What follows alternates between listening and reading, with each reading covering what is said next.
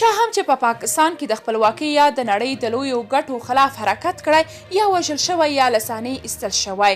په 80مه لسیزه کې چې سوړ جنګ خپل اوج ته رسېدلی و لا شوروي په افغانستان برید نه و کړی. ذوالفقار علي بوټو کوښښ وکړ چې د یوې خپلواکې پالیسۍ په لرلو سره د سیمې او نړۍ سره تعاملات وکړي.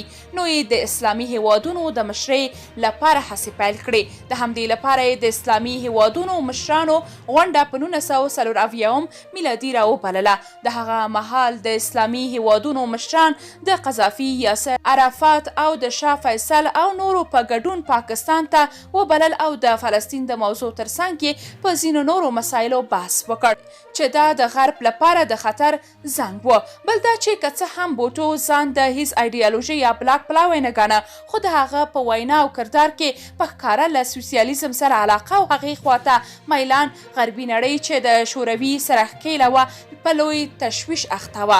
بالاخره یې ذوالفقار بوټو په هغه چا یعنې ضیاءالحق چې بوټو خپله ټاکلی و او په مجلسونو کې به یې حتی د سپي خطاب ورته کوه، لومړی لرې بیا یې په دار راوځړوه. همداراز ضیاءالحق د امریکا وفادار غلام و، خو چې کله یې د اسلامي خلافت نفاذ، شریعت او لږ په ځان مستقل او خپلواک راڅرګند کړ، په داسې بم یې والوځوه چې مړی یې لا چا ونه لید.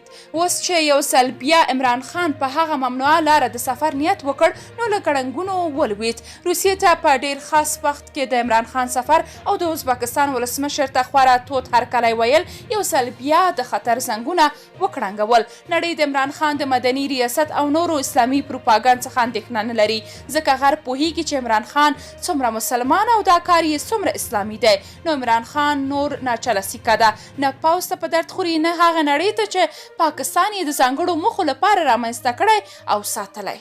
درنو لیدونکو، تاسو که د دې موضوع په اړه کوم نظر لرئ کومنټ کې شریک او چینل سبسکرایب کړئ.